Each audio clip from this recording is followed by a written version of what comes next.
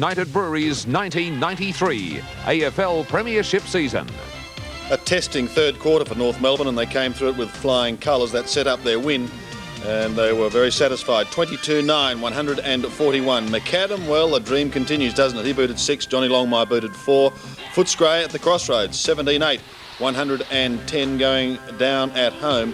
And the Bulldogs, Danny Delray was their best contributor. He booted 4, but it'll be interesting to see what Scotty Palmer has to say. I'm sure Dennis Pagan feels that perhaps the club proved a point today. Let's check scores from the other matches being played today. This was the thriller, Fitzroy and Melbourne. And look at Melbourne. They kicked only 1 goal 6 in the second half, and I'm quite sure that Neil Baum would be bitterly disappointed with that. 11-12, 78. The Lions, well, they've been involved in some close ones so far this year and haven't come away with the 4 points. For them today, it was good news they did. 12-7, 79, just getting home by that 1 point. McCarthy got 4 for Fitzroy and Lyon 3 for the Demons. Richmond and St Kilda, well, the Tigers turning the tables, the young Tiger Cubs, 1922, 136. What effect did the Winmar factor have on St Kilda? Scott Palmer will fill us in with all that news. But Tony Lockett, welcome back, and welcome back indeed with 9 goals. A fine performance there by Plugger. Gale and Hogg, incidentally, were Richmond's main contributors. Both scored 4 goals. And the Hawks, well, in the first half, the Bears took it right up to them. In fact, led at half-time by a kick. But then the Hawks got going with a 7-goal blast in the final term, restricting the Bears to only 3, and ran out comfortable winners, 16-17, 113. Jason Dunstall, 7 goals, a fine performance by him, and the Bears booted 10-10, 70. So Roger Merritt was their main contributor. The veteran booted 3. Time now to check the CUB AFL 1993 Premiership Season League ladder. Yeah, still a little higgledy-piggledy because, of course, bear in mind that we've got a couple of games to come tomorrow. A big day for Ronald Dale Barassi and, of course, Geelong and the Eagles. But at the moment, North saying, catch us if you can. And they're sitting up there on top. Collingwood, nicely nestling in second position. The West Coast have got to play tomorrow. Hawthorn are in 4th. Fitzroy back in 5th spot, and Adelaide clinging to 6th. But bear in mind that the 2 sides directly behind them must play tomorrow, namely Geelong against the Eagles and Carlton up against Sydney, that game being played in Sydney. We'll take a break and find out all the news from Scott Palmer when we return.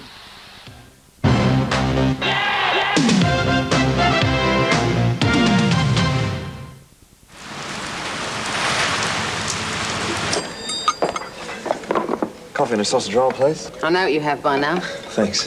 What do you do anyway? I'm with the RACV and... Hey, that's the... What am I going to do now, right? And then that great big tree comes smashing through the roof of the house. Yeah, that's right. That's the house and contents insurance.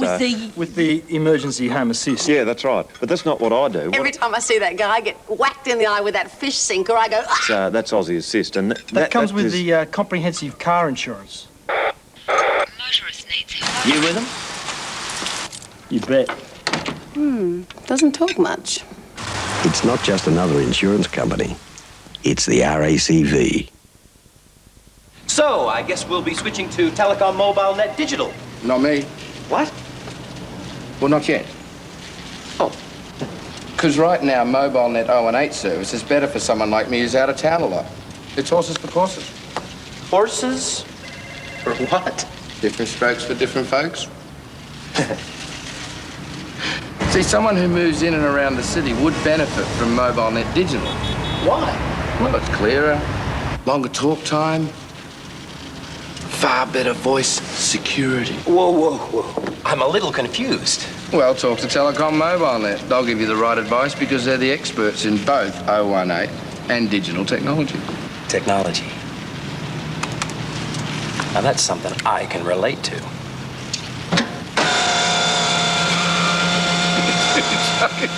You do.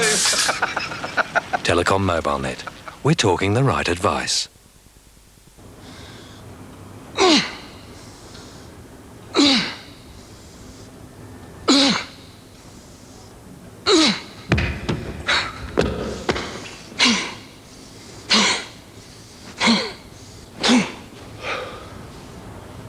When I sweat in Adidas. Adidas sweats from $45. Woolworths is so big that if all the employees and their families lived in one place, it would be a city larger than Hobart. You see, Woolworths is one of Australia's largest employers. They're also Australia's largest food retailer. Their sales exceeded $9 billion last financial year, despite the recession. And Woolies is Australian-owned. Woolworths, a great Australian success story. Yeah, that sister of mine, when she had that prank, she said the RACV saved her a lot of time on the phone. Yeah, that's the claims hotline. And they guaranteed the work too, for 3 years. That's good. It's not just another insurance company. It's the RACV. Ready for your first dose of Dr. Harry? He'll be along in just a moment. Then Inspector Morse goes Italian, followed by Michael Caine in the fourth protocol. Welcome back to AFL Today. 5 games has meant it's been a very busy day for the Sunday Herald Sun and Scott Palmer. He's hard at it right now. But Scotty, I've been looking forward to talking to you about this because I want the truth, the whole truth and nothing but the truth. There are hundreds of St Kilda fans out there saying what effect did the Winmar factor have on that game today without detracting from Richmond? Well, he didn't want to talk about it, Ken Sheldon. In fact, he had other things on his mind. He had 2 big boils on his face, one in the eye and one on the forehead, which were taking a lot of pain. And but he did say he wants Nicky Winmar back in the side. But it wasn't mentioned in the press conference, and they tried to keep it away from the players today, Sandy. Now, Scotty, you're talking to me, and you do ferret things out. Let's dig a little deeper here. You haven't discovered anything more? Well, we did talk to Rick Watt today, and he had a word with Peter Jess on the phone overnight, but there's still no sort of breakthrough in this big standoff with the case. Now, we can only wait and hope that Ricky gets the message that he's wanted back at St Kilda, because Tony Lockett, the big full forward, said, "We want you to come back, Nicky." He said, "You mean 2 or 3 goals to me to make, so because I get the ball so well delivered from you." And he said, "All the players want you back, so if Nicky's listening up there in Ballarat or somewhere in the bush, the boys want you, Nicky." Scotty, is it all one-way traffic? I mean, where does the blame lie? Is it on both sides? I think it does. But I do believe that the club have bent over backwards to try and sort of solve this situation, which they know is causing so much heartache in their supporter groups. They've done everything possible. All they want to do is sit down face to face with the boy and work it out. They said today that they're not prepared to go with the present terms of a year plus a $50,000 bonus. They want Nicky to come back and sign a 3-year contract for the years ahead. That's what they want. And I'm just hoping it works out. We had a lot of people running around the place today at the MCG trying to look like mediators. We had Molly Meldrum, we had a lot of Aboriginal boys trying to do the work, but it's still a standoff. It's a heck of a lot of rumours, Scotty, and of course one leads on to the other. I mean, do you feel that perhaps this is just the tip of the iceberg? Is there more brewing there than we know about at the moment? No, I don't really think so. I suppose we've all heard those rumours, but the players look to be pretty solid. And Danny Frawley, who went off with a knee ligament problem today and went back and really showed he had a lot of courage and was praised by Kenny Sheldon, is leading a fairly determined group and unified group of players. I just hope that their rewards come their way this year, because they've put up with a hell of a lot. And I know Lockett has copped a lot of flack, but when you looked at his 9 goals today and he carried that side in the forward line, he's not a bad player, Sandy, I can assure you of that. Well, and he said tonight, "We're very disappointed." He said, "All the boys are disappointed. We just want to forget this game and get on with the next, because we've got a lot of work to do." Oh, gee, you're firing it out tonight. But let's take nothing away from Richmond. John Northey, that was a fine performance too. Collingwood, Gavin Brown didn't play today. What was his problem? Well, Gavin's got an Achilles tendon strain, which he's carried for 10 days. And they could have risked him, but they said if they did so, they might lose him for the big matches ahead. And, of course, they've got Hawthorn next week. And Lee knows he's only beaten Hawthorn once since he's been at Collingwood. And he wants to really do it and sort of put the hoodoo to rest. He thought it was great to be 5-2 on the board at the moment. Adelaide was a bit of a danger game, but they got through it pretty well unscathed. Scotty, I've got a question for you. Did North Melbourne prove a point today? Well, they're all talking about this one guy. Even Terry Wheeler, the coach of Footscray, said he's the best centre-half forward in the competition. W. Carey. That's Wayne Carey they're talking about. He played a wonderful game today. Pagan said he's not only the best centre-half forward, he's a great captain as well because he led from example today. Wheeler said he lost it because his midfields were tagged by North Melbourne. Great coaching by Pagan. And he said that unless Liberatore and Atkins can really throw off the tags, Libra only got 7 kicks today. They're going to find it hard. He said that's something they have to live with from now on. Yes, the closest game of the day, Fitzroy and Melbourne, and I believe Robert Shaw was quoting Lee Matthews. These coaches must do their homework really well because he used a word or a phrase that Lee Matthews used last year when Collingwood were going for a lot of those one-point results. He said 50-50 results. Sometimes it turns your way, sometimes it turns the other way. When you hit it, it usually stays with you for a while. Robert Shaw, at last it's turning Fitzroy's way. Very pleased. And he praised David Johnson, the kid he picked up from Essendon, played a wonderful game on the ball today. Scotty, our time is up. Thank you. We'll see you next week. Our time is up for tonight. We hope you've enjoyed the program. More football on 7 tomorrow.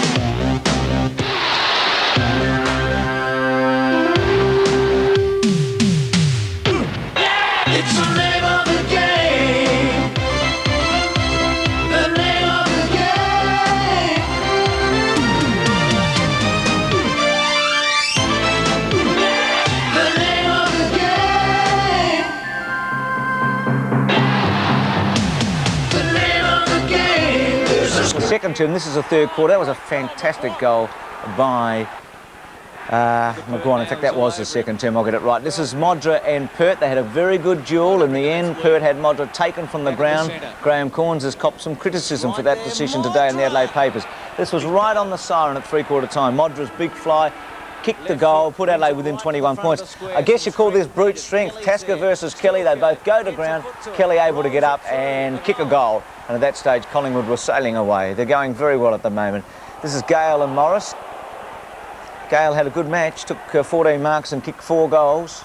Suffered glandular fever late last year and has come back very strongly. Lockett, who's only played the 2 matches so far this season and has kicked 17 goals. He certainly did his job yesterday. It was Bingham's strong attack on Campbell. Campbell was outstanding. He had 21 kicks, played brilliantly. This is an outstanding goal, isn't it? Sold the dummy and went from 50 metres and booted it.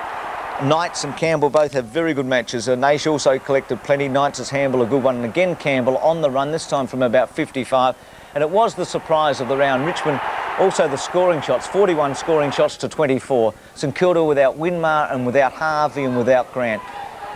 Strange old match, this one. Fitzroy seemingly out of it at half-time. Melbourne scoring just 1 goal from the time-on period of the second quarter until the finish. And that goal came 20 minutes into the last quarter. And with Alan Jakovic playing in the reserves yesterday and being reported, more about that in a moment, you just wonder about their firepower. But they've be disappointed here. This is a goal by Lyon that gives Fitzroy an edge of about 9 points. Grinter was able to get one back for the Demons. We see that in a moment. And this was the goal that they kicked. As I said, they hadn't kicked a goal from the time-on period of the second quarter until the 20-minute part. Fitzroy had less kicks and less handballs than any other team, this is collectively, that played yesterday, and yet they were able to win. We go out to Waverley Park. This long goal by McCormick, who got off a video-related charge during the week. 250th game for Roger Merritt. As I said, it was pretty hard going for Hawthorn early. Paul Deere, who's still struggling for form. He's very good from the throw-ins. That was a good goal for him. That was his 1 goal yesterday. This is Hudson over the top of Crawford, the 2 lookalikes. Hudson, best game for the season, kicked 5 goals, and he and Dunstall were potent forward attack. There's Merritt in his 250th game. Ironic he should play it against Hawthorn. He had so many great duels as an Essendon player with Hawthorn. Terry Wheeler described Carey as the best player in Australia yesterday. He certainly made a difference early, and the captain for North Melbourne's been in sparkling form. He got 3 goals early in the match, ended up with 4, and took a number of outstanding marks and played brilliantly. Longmire's also going very well. That was a bit lucky. Hunter trying to knock it through for a point. Longmire kicking his 4th goal. He's kicked 33 goals so far this season. This is Hawkins and Rock stood his ground and Dougie went down.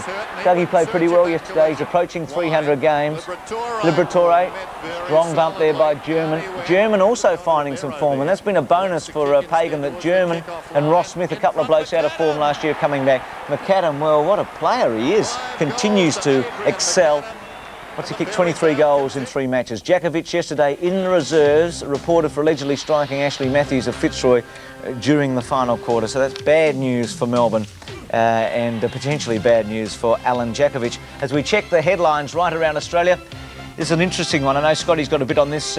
Eagles sweating on Sumic. Now, in the 8 matches Sumic has played against Geelong, he's kicked 50 goals. He's averaged over 6 goals a match against the Cats.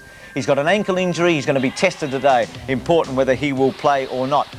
Well, lots of talk in Adelaide today, and I'm interested to hear what Bernie Quinlan says about Graham Corns' decision to take Modra from the ground. Some people are saying that Graham Corns should be sacked because of it. Other people are saying, well, he should be supported. But Corns has defended himself strongly. And the Sunday Age in Melbourne, well, praying for St Nick. And just below that photo, they had that famous shot now of Winmar at Victoria Park with his arms out just 3 weeks ago after he led St Kilda to victory over Collingwood at Victoria Park. So, as I said, so much happening in football with Sydney, Winmar, etc. To bring us right up to date, Scott Palmer. Good on you, Scotty. Good morning, Bruce. Scotty, we start with Alan McAllister, who's been also very much in the news. What's the latest there? Well, I spoke to him today, and he's unperturbed by all the threats that there'll be warriors out there waiting for him in Darwin and to point the bone at him when he arrives there tomorrow morning.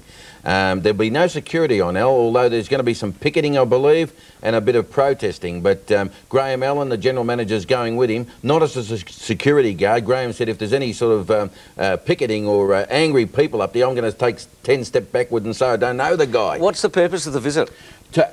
He's extending the hand of goodwill. He realises he's got a bit of peacemaking to do, and that's what it's all about. He said, I'm going to be friendly and I'm just going to explain myself. So he'll get through it all right. Well, there may be goodwill between the players at St Kilda, but there's a lot of ill will there at the moment. What's the latest injury-wise with Frawley and Ralph Smith? Well, with everything on top of everything, Danny Frawley and Ralph Smith have got injuries that could keep them out for next week and the week after. So it's just multiplying the problems down there for Kenny Sheldon. They don't know where Winmar is. They spoke to his managers on Friday night. There's still a standoff, so it's just going to be a wait-and-see proposition there, Brucey. So they are talking to Stephen Dunn. They declared they wouldn't talk to Stephen Dunn again a week ago. They spoke to Peter Jess. Oh, Peter Jess, right, OK then. Gavin Brown? Gavin Brown walked into the rooms yesterday and said, I've got an Achilles tendon problem on the bone there. It caught them all by surprise. He'd been carrying it, not telling anybody.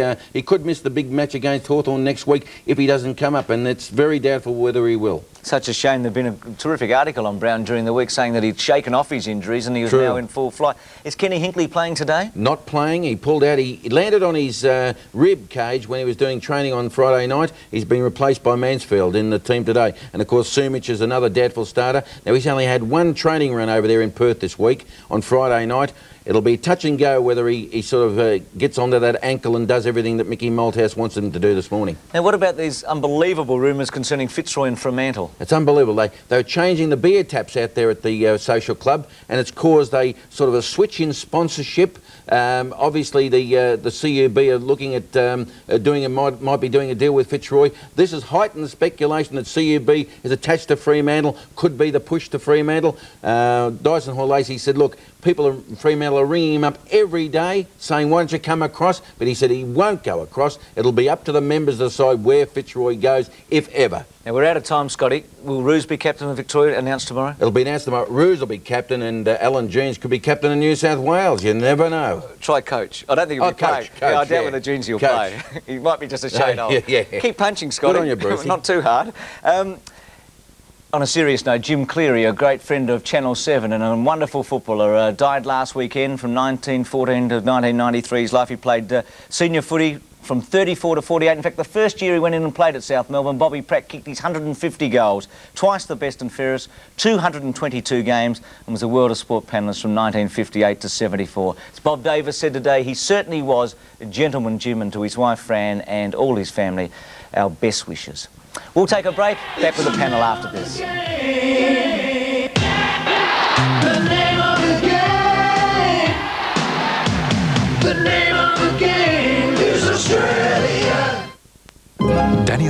magnificent library of bestsellers continues on 7 with one of her most loved stories.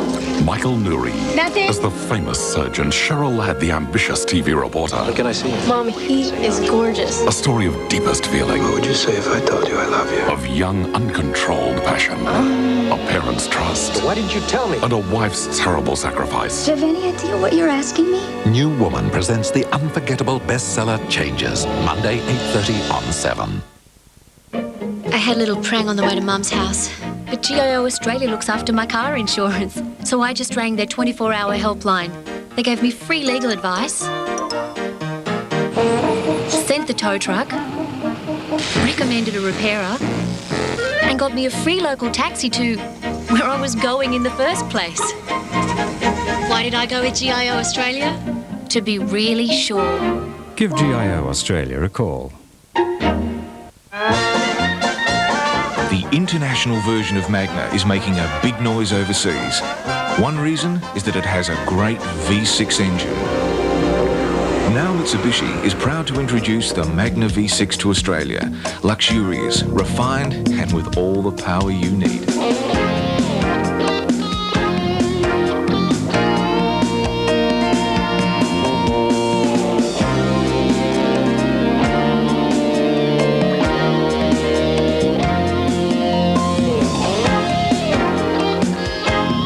The Mitsubishi Magna Executive V6, sedan and wagon, a welcome addition to the Magna range.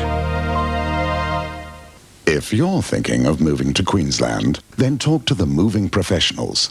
We're the experts in moving your things and you a little closer to the sun. Seavright, the white glove mover. Call us now on 583 0300. Now, Bob, he threw up a party for all his old mates. Howdy there. Ex-PMs, some presidents, and some not-so-greats. Patters. Patties. I got them in frozen packs from the supermarket. Patties, patties, you're the pie we idolize. In frozen packs in Western supermarkets. Install a ream, install a ream, install a ream for the hottest of hot water you've ever seen. Ream comes on steady, hot and strong. It just keeps on and on. The new Ream Optima 10, a real breakthrough in water heater technology. Optima 10's got double protection for optimum life, so Ream have doubled the warranty. Ream Optima 10, built to go the distance and with a 10-year warranty on the storage cylinder. So? Install a ream, install a ream, install a ream. This week on Sportsworld, Bernie Quinlan, who amassed 815 goals and earned the name Superboot for his kicking prowess. Don Scott, who played for Hawthorn in the premiership sides of 1971, 76 and 78. Ian Robertson, who gave invaluable service across the centre line in the Blues' 1968 grand final win. Simon Beasley, who led the goal-kicking at Footscray in his first 7 seasons at the club. And with Ron Barassi heading north this week, who will the panel's elder statesman, Bob Davis, pick on from now on? This is the 93 football panel on Sportsworld. Yes, and welcome to the football panel and to Bobby Davis. Who will you be picking on? You're the only legend left, Bobby, you told me yesterday. Oh, well, Bruce, it'll be interesting to see. Ron will soon have a match set now that he's gone up to New South Wales. His hair will be the same colour as his moustache after a couple of games. What colour will that be, Bobby? Very grey? Very grey, I think, Bruce. Before we introduce our special guest from the Collingwood game yesterday, we really should talk about the Winmar situation in St Kilda. It just seems unbelievable that something positive hasn't been able to happen in the last 2 or 3 weeks. Here the Saints are at the stage of the season where they should be collecting wins. Harvey's out injured, Lockett they've had problems with injuries, and they've got Winmar sitting somewhere in Victoria and unable to play. Well, if you read the history, actually, I got the history of St Kilda. Jack Cannon lent it to me, and I read it. And St Kilda's been an interesting situation as far as a club because they always have turmoil within their ranks over the 100 years or so that they've been in existence. Always there is something going on at St Kilda. Bruce, I think, the player's obviously very confused about the situation at the moment. He's had 3 advisors over the last 3 or 4 months. And, you know, I mean, he's really got to start focusing on the fact that he's a professional footballer. He has a commitment to the St Kilda Football Club and that he should be there playing football, sort the problems out at the end of the season. It looks to me, Bruce, as though it's nearly got to the point of no return with Nicky Winmar. The situation now with him speaking out against the coach and Peter Hudson. I think the ideal situation, Bob, might be Barry Mitchell can't get a game with Collingwood. He's running around the seconds being tagged every week. They ought to just swap him for Nicky Winmar and Al McAllister can get back on the good side again with the Aboriginal community. Isn't it quite extraordinary that this couldn't have all been sorted out, finalised, I's dotted, T's crossed before the season started? But he had a contract. The understanding is he had a contract and he's got to honour the after contract. 4 games? They've had their best win for a long, long time, beat Collingwood at Collingwood. And after 4 games, he's played very well, and then he puts the screws on the club. But isn't that very much an I mean, it's individual obviously performance? it's a window of opportunity. I mean, from the player's point of view, he's played very well in the first 4 games. He was obviously still had a fair level of discontent, whereas the club thought the situation had been addressed before the season started. And I mean, I think that he's been poorly advised. Nicky Winmar needs to get back and focus on playing football. It's interesting that you've all gone the way of, well, not you, Robbo, but the others have gone the way of St Kilda here. But Well, surely I haven't. No, I haven't. You haven't? I'm sitting on the fence because there are arguments on both sides. Maybe the biggest problem... Look, the club is always bigger than the individual. I think that's what we've got to get back to. And unfortunately, Winmar is just one person in the history of St Kilda. They've done the right thing. They've moved to Waverley. Their future is at Waverley. And I think if the players can all get together as a unit, there's some future for St Kilda. But this is a very, very bad situation. Surely Nicky must have one genuine friend at St Kilda who can at least talk with him. There must be someone there. It should be the coach. There isn't any doubt about that the coach should speak to his player. Now, irrespective of where they are, they've just got to get their differences together. I think the coach did speak to Nicky Winmar the day before the Carlton match, and I think that might be one of the problems because of what was said to Nicky Winmar on a telephone call. Anyway, Shane Watson joins us. Well, I believe that you've dug your grave and now lie in it. After Nicky had offered that he'd play for the club the next day. Well, that's shutting the door on everything, isn't it? Saying that sort of thing, That was 3 Bruce. weeks ago. That makes it pretty hard to come back. Shane Watson joins us. He hasn't got any of these problems. He's playing like a champion, 19 years of age as a halfback. Shane, congratulations again yesterday on your personal performance, but just where were you playing? It seemed as if that you had a roving role across halfback in the first half. Yeah, the first 5 minutes I was on the halfback flank and then I got moved I dropped into the hole where Modra was meant to be leading, sort of trying to cut off his lead. And then Ben Hart came and picked me up, so I was on him only for the first half. And then went to the half-forward flank in the second half. How does a full forward of last year adapt to being a half-back flanker come half-forward in the second half of a match? Well, the latter part of last year, when I was dropped to the seconds, I played the last half a dozen games, centre half-back flank. And this year they thought they'd keep me in that position, see how I went. And because of my forward background, they'd try me up there.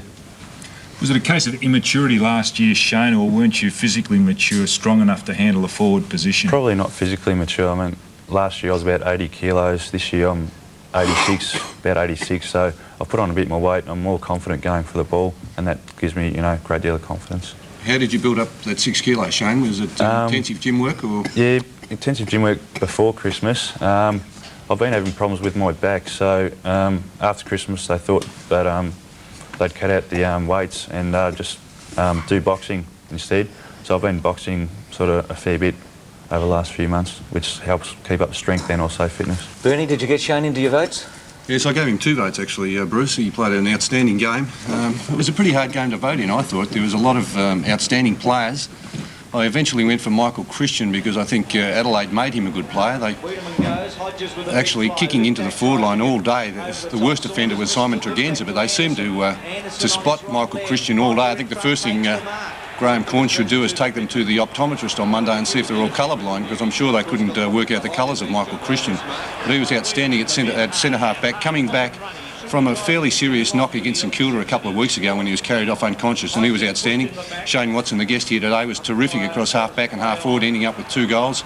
And I gave 1 vote to a bloke who didn't have a lot of stats, Nigel Smart, playing at full-back for Adelaide, and he made it very difficult for a good player in Severio Rocker. He kicked 1 goal early. He didn't kick another goal till late in the game when he was moved into the ruck. Bernie, is it becoming more and more obvious with Adelaide, if you chop 2 or 3 of their key midfielders out, that they struggle rather drastically, don't they? Well, that's what obviously all clubs are concentrating on at the moment, and the players in question, of course, Robbo McGuinness, Jarman playing in the centre, and the other player, McDermott. Well, McDermott had no effect on the game whatsoever. He was picked up by McGuan. He was a bit suspect, wasn't he, with injury? Well, apparently, but once you go over the boundary line, Robbo, you've got no excuses, have you? You know, it's no use making excuses after the game that you're not fit. You go out there, you have to pull your weight and do the job, and he didn't do it yesterday. Jarman, I'm a bit worried about Jarman because blokes who run around in long-sleeve jumpers with their... This is true, Scotty. Blokes who run around in long-sleeve jumpers with the jumper out are covering up a problem.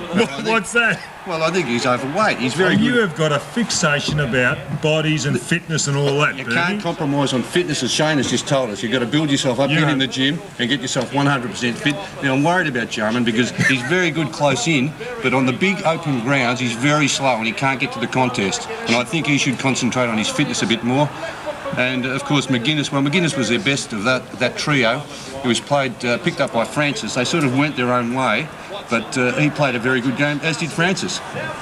Who had Jarman? We just heard that McGuinness, Francis McGuinness, Jarman... Tony Shaw was on Jarman. Right. Yeah, in the Tony centre. Shaw. He's a great tagger, isn't he, Tony Shaw? His ability to concentrate, apparently last week against Greg Williams, he was very good as well. Yeah, that's right. He puts a lot of pressure on the players and, you know, they tend to fumble a bit and tend to muck up their handballs and stuff like that. Is there any end to his ability to keep playing this game at this level? Well, he doesn't seem to think so. he thinks he's got a couple of years left in him, so, yeah. Shane Collingwood have got terrific depth, you know, a number of players in the reserves capable of coming up and playing senior football. I mean, keeping the pressure on all the guys, is particularly on the back line with Christian and Kelly, you know. Are you aware of that pressure? You've got to perform on a weekly basis? Yeah, I think there was up to a dozen players that were playing in the seconds yesterday that could easily take a senior spot, and there's pressure on you to perform when you're in the one, so I mean it's good to have that pressure there, knowing that there's so many guys that can come up. At centre-half forward, have you got to keep centre-half forward? Not really at the moment, but I suppose Craig Kelly played there yesterday for a while. Craig Starcevic, we haven't really got a set centre-half forward. We sort of play a few half-forward flanks rather than a permanent centre-half So forward. Gavin Brown played there the week before. He started off in the middle and then went to centre-half forward and was probably best on the ground against Milhanna. But I think Adelaide's got a real problem, Bruce, with their centre-half forward. They played Scott Hodges there yesterday and they have to make a decision. His stats at half-time were no kicks, no marks and 2 hand passes. And you were with me at the game and he was, I thought Graham Corns was very patient. He left him there for a long time. In the end, he took Modra off the ground and brought Hodges back on. But Hodges just hasn't got any idea of playing centre-half forward. He's a full forward or nothing. He just cannot play centre-half forward. He's got no idea. Struggling with a backman, do you think? Pardon? Could be a backman? No, he's not a backman, no. Could be a transfer player. Bernie, wouldn't you question Graham Corns' decision to pull Modra off the ground then? Well, that's one of the strangest ones I've ever come across, Robbo. One of the strangest ones I've ever come across, because the bloke he brought back on, he took Hodges off because he couldn't get a kick. He's brought him back on to replace Modra, who's kicked 5 goals, probably taking the mark of nearly the year, if not the day. And he was having a pretty good tussle with Gary Pert. The game was probably over when he did it. I don't know why he would bring Hodges back on, because really, I think Hodges has got to go back to the local competition for a while and learn how to play centre-half forward if they want him to play in that position. OK, let's leave it there. Shane, congratulations. Good luck against Hawthorn next week. It's a record that Lee Matthews isn't proud of, his record against his own team, his old team. He's only beaten them once, and best of luck for the future too this year. You look to have a team capable of repeating something that you did in 1990. We take a break, back with more after this.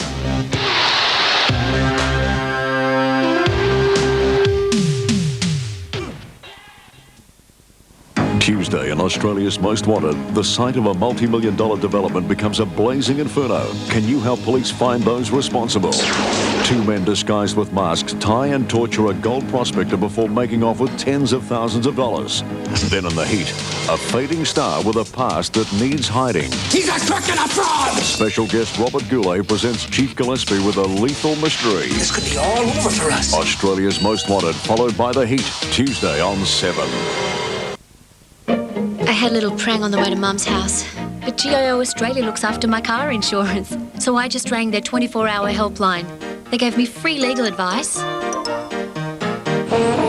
sent the tow truck, recommended a repairer, and got me a free local taxi to where I was going in the first place. Why did I go with GIO Australia? To be really sure. Give GIO Australia a call.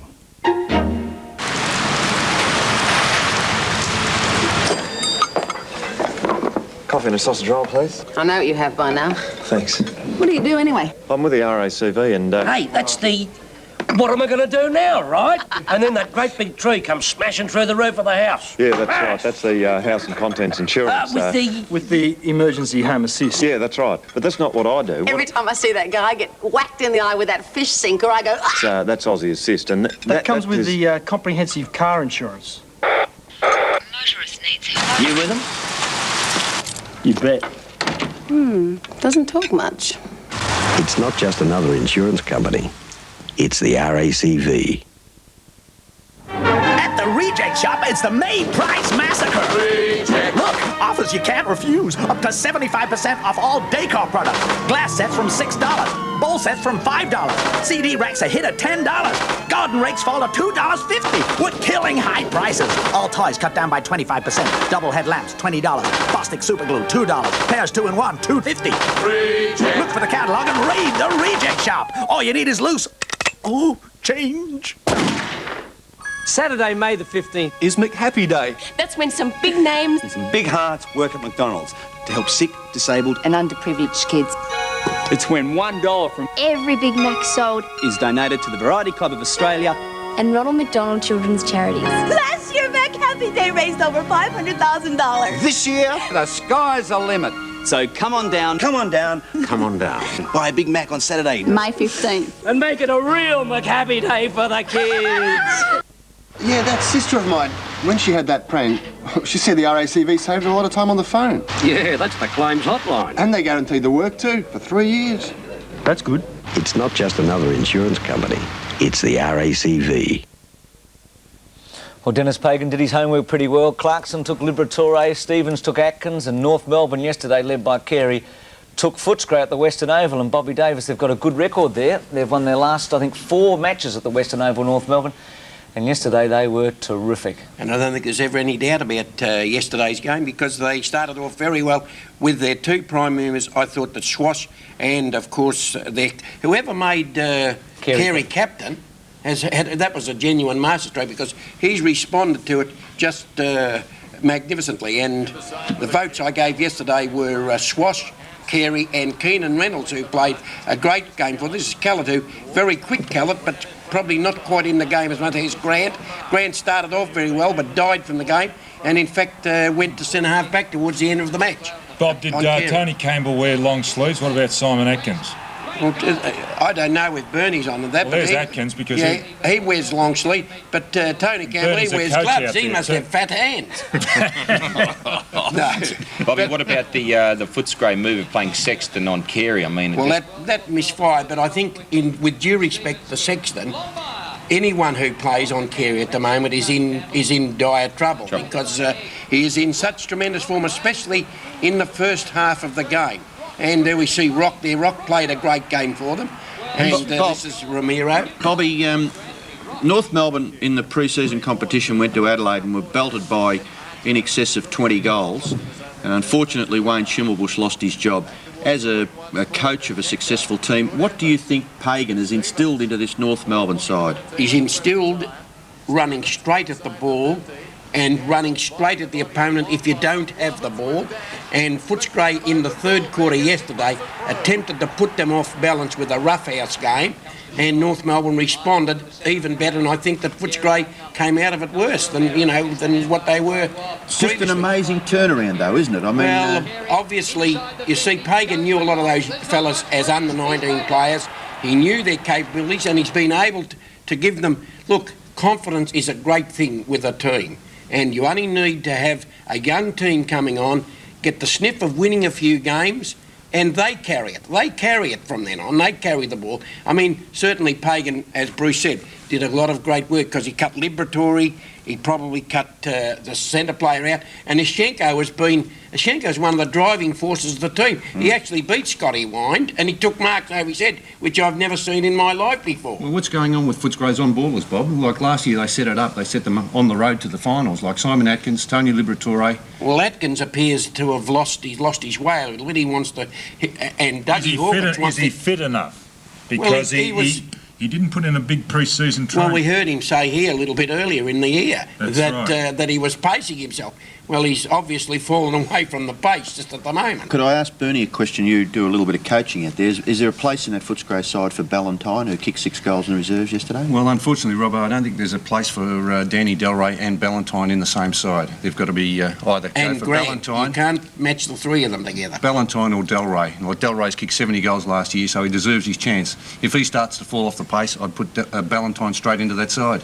Well, they've got some very good footballers, Footscray, still. I mean, Quill's a good player. He surprised me, you know, but no, I just feel that they've gone away from the boil. They know that they're not the team they were last year. Well, Pagan's found a balance because between them, Longmire, Carey, McAdam and Roberts have kicked 99 goals in the first 7 matches this season. It's not bad. There's a nice balance up forward.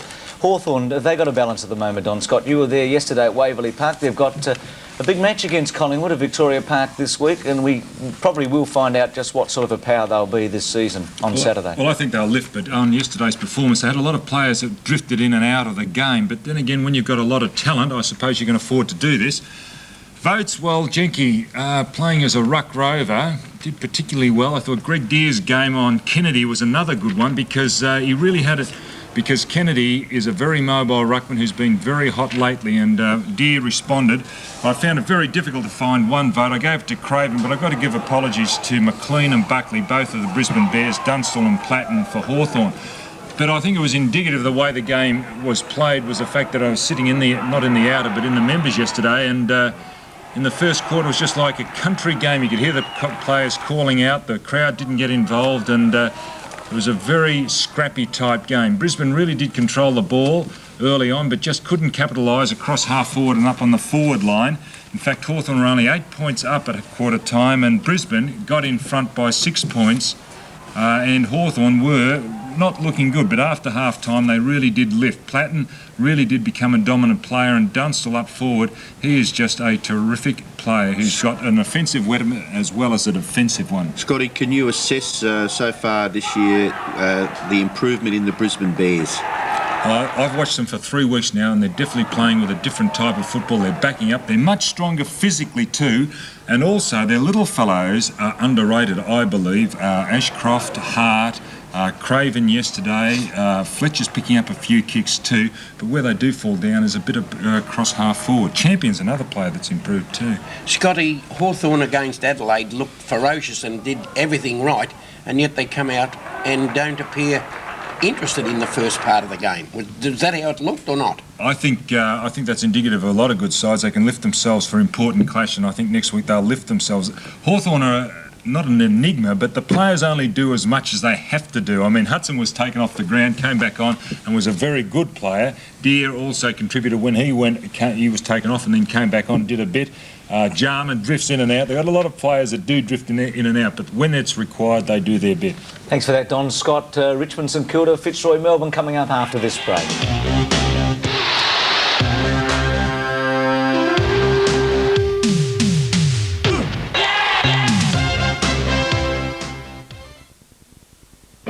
I had a little prang on the way to Mum's house, but GIO Australia looks after my car insurance, so I just rang their 24-hour helpline. They gave me free legal advice, sent the tow truck, recommended a repairer, and got me a free local taxi to where I was going in the first place. Why did I go with GIO Australia? To be really sure. Give GIO Australia a call. BP's research and testing often leaves an impression on our visitors. 4th floor, aviation fuel research. 7th floor, motorsport fuel and oil testing. And we put this research to use in a very practical place, your local BP service station. Pizza for Ted King? Top floor. Top floor, space research. BP, on the move. Ever been caught with your hems down? Sick of tricky needles and thread?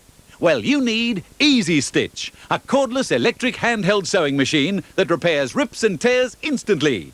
Its clever lock stitch needs no bobbins. A loose hem? No problem. In only a few minutes, it's as good as new.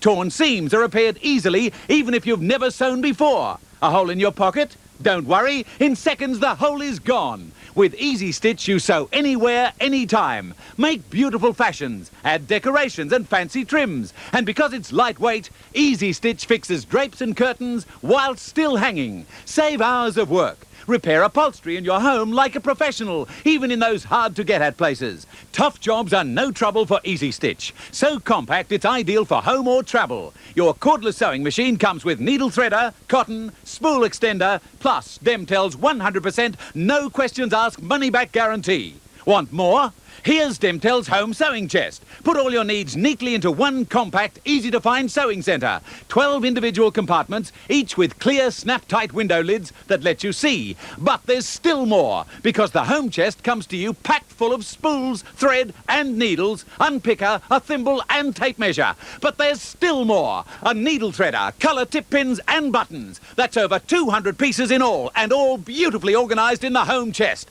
We'll even give you this useful pair of scissors. The chest is our gift with Easy Stitch. But ring in the next 15 minutes and we'll even include this handy needle threader. Pop a needle in here, cotton over there, push the lever, and you're threaded. Amazing. Yes, you get the lot, together with our 100% money-back guarantee for not $100 or more, but just $49.95. Ring now. Ring now. But don't send any money. That's right. Do not send any money. We'll bill you. Ring 008 023 025. But don't send any money. Well, this week, the Melbourne Herald-Sun have had plenty of stories on St Kilda and also on Richmond with Dale Waitman's situation on Friday. Both clubs, I guess, have been on the back foot a little, but yesterday Richmond survived that back foot very well and lent with a straight bat, Simon Beasley, and they played very well at the G to win. Yeah, certainly, Bruce. I mean, attitude was always going to be the key for St Kilda. Unfortunately, it just wasn't there yesterday, and they were very disappointing. But full marks to Richmond. John Northey, terrific effort from his troops. I gave 3 votes to Benny Gale. I mean, he was all over that St Kilda defence in the forward line for Richmond, 14 marks. I gave 2 votes to Wayne Campbell. He showed some terrific dashes at the ball, and he was very committed all day. And 1 vote to Matthew Knights across the centre. He's part of that machine at Richmond, doing very well. Wouldn't you expect to get a vote if you'd kicked so many goals as Tony Lockett did yesterday, Simon? Well, Lockett doesn't really move too far from the goal square, Bob, and on a number of occasions John Howard was able to run down the ground unattended, and I think that's one thing that really irks football coaches. And John Northey gave Howard the benefit of the doubt, left him on Lockett all day, and Howard, even though Lockett scored 9 goals, I thought he did pretty well. Simon, thank you, Bob. Simon, do you believe that the problems for St Kilda off the ground have anything to do with their on-field performances at the moment? Look, I don't think you can use it as an excuse at all, Robbo. I think, you know, that they're professionals. They've got to be focused, keep the task in mind, and unfortunately for St Kilda, they just weren't tuned in yesterday, and I don't think you can use the Winmar situation as any sort of excuse. Well, surely it must be having some effect, Simon. Like 2 weeks ago or 3 weeks ago, they beat Collingwood at Victoria Park.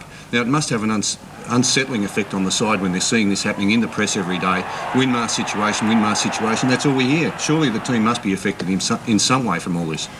Well, Winmar's out, Harvey's out. St Kilda have had depth over the last couple of years. Bernie, I just don't think you can use it as an excuse. I mean, these guys are professionals getting paid good money, so they've got to stand up and be counted. And I think their supporters will be very disappointed with their performance yesterday. That man there, Stewie Lowe, was he any better yesterday? He improved after quarter time, but Bullis, his opponent, who doesn't really look a league footballer, socks down, jumper out, and very scruffy, but it was very effective, and I think overall played better than Lowe. 2 players, one from St Kilda, Gilbert McAdam, who's played well this year. How did he go yesterday? He was one of St Kilda's better players in the first half, faded out badly after half-time. And the other one, Campbell, I've watched him earlier in the year. He seemed to be tagged and not into the game. Did anybody tag him yesterday? No, but Campbell, you know, he had a free rein across the middle of the ground, and I suppose, you know, the defensive side of the game in terms of some of the Richmond players is where you'd put question marks against them. They didn't have much defence in the first quarter, but they persevered, Richmond. They showed great commitment, and I think that was the very good thing about their game yesterday. What a turnaround, eh? After being thrashed against Melbourne on the Friday night before. What about Melbourne in Fitzroy, Robbo? Was the game all over at half-time? Well, obviously not. But, I think that 5 goals in a game of footy these days is not much, Bruce, and I've got to give tremendous credit here to the captains of the respective sides. Roos, a tremendous player. You mentioned that he may be appointed captain of the state team tomorrow, and Gary Lyon, 2 votes. And Alistair Lynch is a very disciplined player for Fitzroy. If you had 20 players in your side like Alistair Lynch, I'm sure you'd win more games. Well, actually played up in the forward line, and he was a very, very effective player. I think he just makes it difficult. Like, it's all very well for the defenders to force the ball forward, but if it keeps bouncing back quickly, it can be a bit of a problem. What about Ruse? Where did he play? Ruse is a round-the-ground player. He can move in the middle of the field. He takes a lot of good marks. I think he's probably best used in defence, but he's a very, very important player. He picked up Schwartz. Yep. He was playing as a wingman the week before. Well, that's what I mean. He's used in a number of positions, and that's not bad. I mean, I think Robert Shaw is a fairly good coach of a side who are probably 2, maybe 3 players short of being a force in this competition. That man on screen there, Robbo, McCarthy, his form.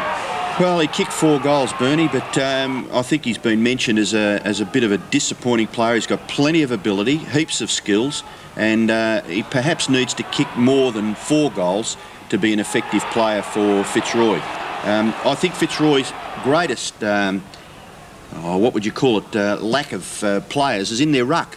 And that was shown up yesterday by Steins in the first half. It was such a dominant player.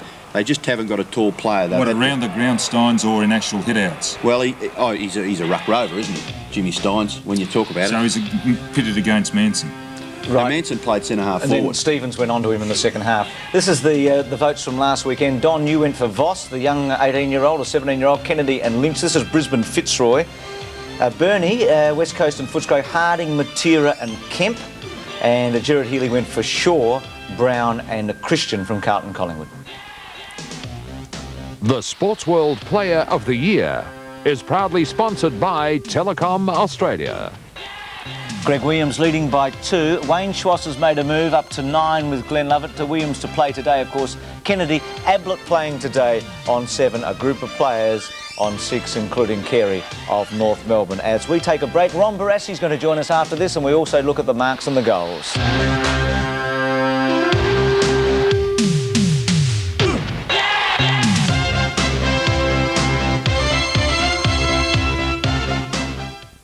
For the first time tonight, Rue McClanahan finds Mr. Right, but will she get to say, I do? It's not like I'm marrying a woman with a bunch of crazy kids.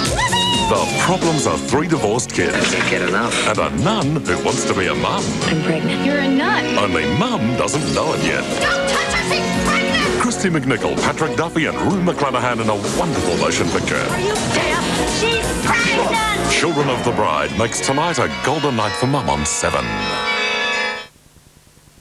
I run a small specialist business. New customers can call me for free now because I've got a Telecom free call 008 number. I chose statewide coverage. Well, that's where my customers are, but the best part, a Telecom free call 008 number costs only $20 a month. One new customer and it pays for itself. Well, come on, I don't pay you lot to stand around all day. Telecom free call 008. We're talking just $20 a month. Saturday, May the 15th is McHappy Day. That's when some big names and some big hearts work at McDonald's to help sick, disabled and underprivileged kids. It's when $1 from every Big Mac sold is donated to the Variety Club of Australia and Ronald McDonald Children's Charities. Last year, McHappy Day raised over $500,000. This year, the sky's the limit. So come on down. Come on down. Come on down. Buy a Big Mac on Saturday, May 15th. And make it a real McHappy Day for the kids. Mommy said she found our new home. Oh, yeah. Do you want to see it? What now? Sure, no problems. Meet you there in 20 minutes. You know, darling, I think you might have found it. Nobody does it better. Thank you, Mr. Hooker.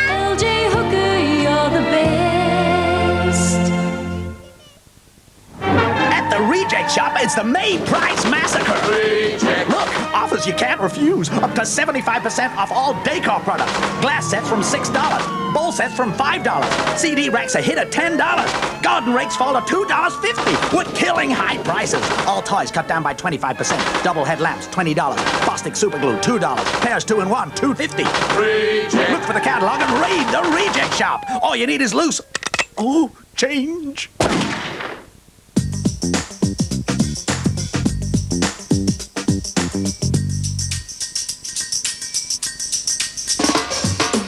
When life gives you an unlucky break, There's a bank that can help you out. A bank with mortgages so flexible, we can adjust payments if need be. Till you're back on your feet again. Which bank can adjust mortgage repayments? The Home Loan Bank. Welcome back to the program. We go to Sydney now. What a day it is for the club and also for the super coach, Ron Barassi. Ron, welcome to the program in a much different way than normal. Thank you for giving up your time. I must thank you about that. Ron, do you realise it's been 366 days since Sydney's won a match? Thank you, Bruce. How's it been going? And I suppose Bob's missing someone to have a go at. He'll be lost, wouldn't he? He's disappointed. Oh, heavens, you look good, Ron. You're marvellous. Now, is it true you're taking it quarter by quarter, Ron? Exactly, kick by kick, actually. Ron, have you heard the rumours that Scotty Palmer's just told us a moment ago, floating around, that Stephen Kernahan missed work on Thursday and Friday, got a puffy face? Chris McDermott, the wag, who's his best mate, said yesterday he's got chicken pox and he may not be playing. Well, yes, if he's got chicken pox, or had chicken pox, he'll be definitely in a weakened state, because I can remember missing a game myself through chicken pox, which I caught from the coach's son. Didn't speak to him for a year, but these are rumours. You know what football rumours are like. You treat them as though they could be true, but you also treat them as though they mightn't be true. Ron, just in terms of the next 2 or 3 weeks, I mean, what's your aim for the Swans in terms of trying to make them competitive? Well, that is the main, that's the first task. I mean, they have been playing without some heart, been belted around on the scoreboard, so you can imagine their state of mind. It wouldn't be all that good. My earplug just dropped out. So that's the first task. But training's been encouraging this week, but I don't know the guys well enough to know, just how deep that enthusiastic feel is. Bruce, you're a fairly positive thinking person. How positive are your thoughts about today's match? Very positive. I see absolutely no reason why we can't win today, but that's not what we're aiming to do. The first thing is to play competitively, and I think because you play competitively, you've always got a chance, and that's my belief, and I don't see any reason why the Sydney Swan situation should be any different. Ron, the side's been belted, pretty badly over the start of the season. How have you found the spirit of training over since you've been there this week? What's the spirit amongst the players? Well, the spirit of training's been good, but it was the previous 2 weeks and they still got belted. So, sometimes that doesn't transfer, and one of the reasons is that they might not start well, or if they do, they might not be able to keep it up because there's not enough solidity to their sense of self-worth, so to speak. And that's the problem. I think we've got to get over that. It's no good of doing what they did a few weeks back, play very well against Hawthorn for 3 quarters, then towel in the last. That's just no good. You've got to just keep going for the whole 100 minutes. Oh gosh, all those cliches are starting to come out. I'm sorry about that, fellas. Ron, are you in favour of changing the Guernsey, changing the colours of this team, and finally being rid of the legacy that was the South Melbourne Football Club? Mate, that's the last thing on my mind. I've got much more important things than that to do, to be quite frank. These players and how they feel about footy and the club and themselves. But we are talking about a Sydney identity, aren't we? Well, that's your statement, not mine. As I said, it's not my desire at this stage anyway. I mean, 100 years from now, I'm sure it will be called Sydney. Ron? It may even be different colours 100 years, but I don't think now would be a good time, quite frankly. Ron, you watched the team the last couple of weeks. Where are they missing out? Let's get down to the nuts and bolts of it. Is that you, Scotty? Oh, no, Ron. Pardon? It's not. It is. It's a little bit hard to tell. Well, they're not picking up, are they? No, they're doing lots of things wrong, but, when you're out of confidence... When you're out of... Come on, Scotty. When you're out of confidence, when you're lacking that, you do just about everything wrong. You look slow, you look a bit worried, you look concerned, you don't chase, you do all the things wrong. Perez? So the first thing is to get that confidence back, isn't it? And a bit of belief, a bit of desire. Perez, we've got to leave it. We wish you well, mate. Good luck today. Yeah, thanks. So I just want to take Scotty on again next time, so put me on some other time when I can get to him. OK, mate. I'll let you do that. Let's have a look at the marks of the week. The Mark of the Week and the Mark of the Year are proudly sponsored by Mitsubishi Motors. Well, this is a typical Stephen Silvani mark, the first one we're looking at. There he is. I don't know whether he actually took it to the ground. The umpire paid it anyway, but typical the way Stephen throws himself around. And here's Andrew Mackay running with the flight of the ball. Up, yes, takes it and brings down quite a good mark. And the Brisbane Bears player from the game last week, look at that, terrific courage there. He got 3 votes. best on the ground, Michael Voss, and extreme courage to take that mark. Well, here he is taking a second one, and of course this is more of a natural mark, and he certainly is a very exciting player, Michael Voss. And Fitzroy's captain here, Paul Roos, he's been noted for taking marks like this. Pretty good mark in the end. And here he is, the sensation of the season, Modra, with a beauty there. That he really is a magnificent mark. He's got the great stands I've seen in a long time. And from the same game, Brad Rowe going back with the flight of the ball. He's got extreme pace. He's very quick. Barry Mitchell would like some of his pace if he could get it, but a very good chest mark. And here's Matthew Robin, his father, be pleased. He's looking more like Barry every day. And Wayne Carey, well, he slipped into this mark. As you just watch, he slips down. And Doug Hawkins claiming he pushed him out, but I don't think so. It was a very good mark from the champion North Melbourne centre-half forward. Brendan Gale has always been an accomplished player, and yesterday he had a great day, and he has got very strong hands also. And the last one we're looking at, Paul Hudson from the game yesterday against the Brisbane Bears, took a very safe mark there, Bob. I think we were very sure on who was actually won it, didn't we, Bern? Yeah, no problem with that one. We looked at, from the game yesterday at Victoria Park, Tony Modra, well, he just continues taking these marks, and there over the top of Gary Pert and Shane Morwood. A terrific effort. He took another one in the goal square like that, and he just does it week after week. Thanks for that, Bernie and Bob, as Ian and Donna are about to look at the goals of the week. The goal of the week and the goal of the year are proudly sponsored by BP. Exciting game last week at the MCG, and this is an exciting goal by an exciting player. Paul Williams, holding the ball across the body. A good one. Second goal coming up for the goal of the week was from Brent Heaver, and does a good job here, helped out by Matthew Hogg, but to kick a goal from about 45 metres from the left foot, knowing that he's a natural right footer, was a good effort. Well, Peter Matera might have been aided by the fumble of Tui. Here's Bernard Tui just fumbling the ball, but look at the way Matera goes after, dispossesses him of the ball, gets up. Okay, it wasn't a long goal, but gee, there was a lot of effort there. And the value of Roger Merritt. In a tight situation, gets his kick away, just gets to the line, but good effort by the captain. Well, this fellow here, number 34, figured twice in goals of the week, and this is the first. In actual fact, he did look at the goals if you look at his eyes. And again, watch this. This is a top effort by McGuan. He's a very skillful player, Mickey McGuan, very quick over the ground, and off that left foot, it was a terrific kick. Well, a man that's hot at the moment is Adrian McAdam. Here he is, left foot over the right shoulder. One of Footscray's recruits, Peter Quill, gathers the ball and from about 50 metres, kicks it quite nicely through for a long goal. Well, not one St Kilda player figured here, except the ruckman who got hand to ball, but then Campbell took off. Look for one option, it wasn't there, bounce, about 48 metres straight through the centre. One of Paul Deer's great strengths is this boundary throw-in, and even Matthew Kennedy couldn't stop him from kicking a goal there. And finally, Darren Jarman. This was an incredible goal at this stage. Look how casual, nonchalant he is. And it still goes through. He's got tremendous skills. But I thought that the goal that deserved it, but there were a couple of good ones. Matera was a good one. Also, Merritt's came at a very critical part of the game, but this is the goal that deserved it. Look, took it on, one bounce. He's a very, very skillful player, isn't he, Mickey McGuan? But this is also an object lesson to youngsters. He's very, very good on the other side of his body. A lot of players, even playing his, well, I suppose his counterparts in football nowadays can't use the body as well as he can. Goal kickers Modra 39, Dunstall 35 and Longmire 33. Thanks very much to the panel. Don't forget football on 7 today. We'll see the panel next week. We take a break. Brooke after this.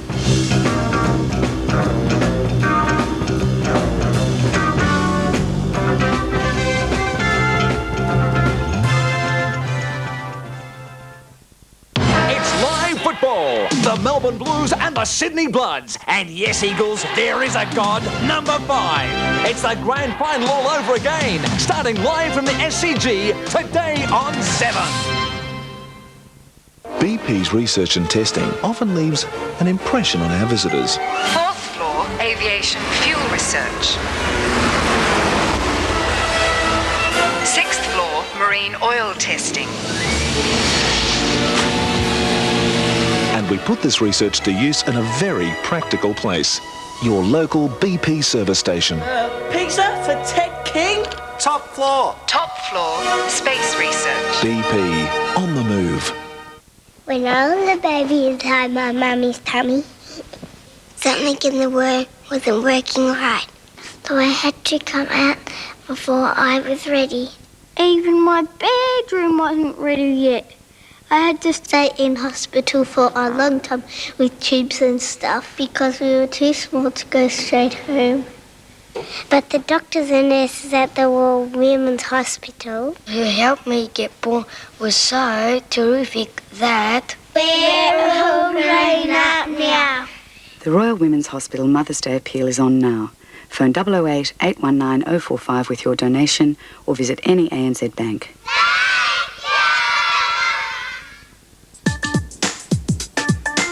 Sometimes you're offered so many choices, it can get very confusing. But it's not hard to see which everyday bank account to choose. A passbook account? Or a streamline account? Which bank makes banking straightforward? The Straightforward Bank. I was shocked when I read the ingredients in this no cholesterol milk.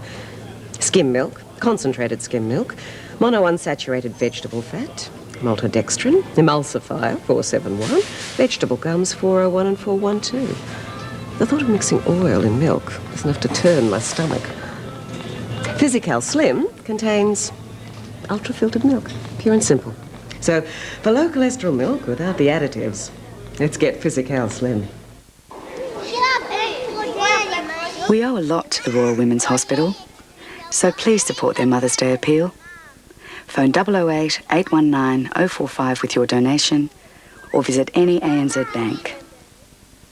Monday. Don't walk in the inner city. Crime. A special report.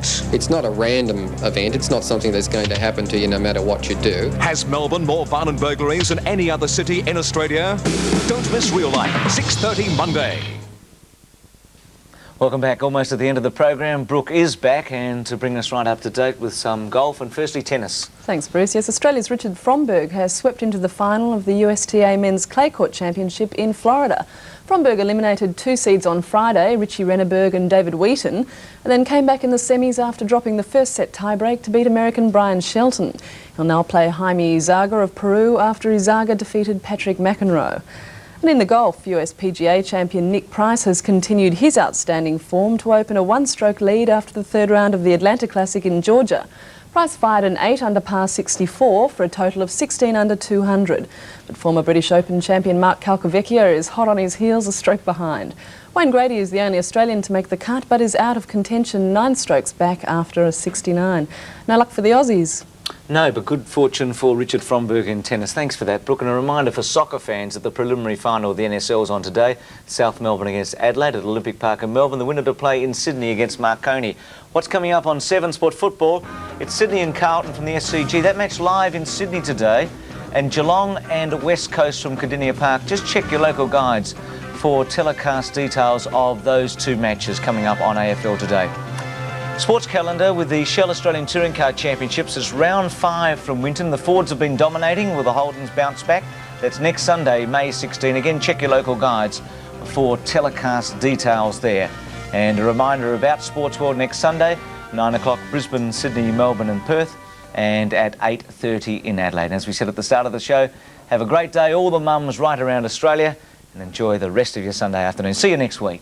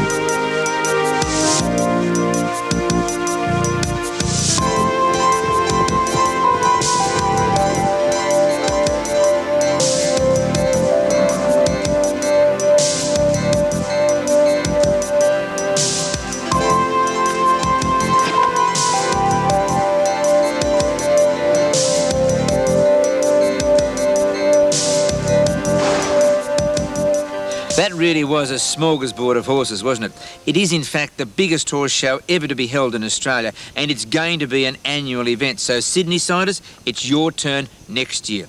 Anyhow, on with some letters that I've got here. And the first one is from Shane and Debbie and their 14-month-old Rottweiler, Shard. And they're from Hurston in Queensland, and they write that their dog has a bad breath, halitosis in other words. And what's the reason for it? Well, there are lots of reasons. Bad breath can come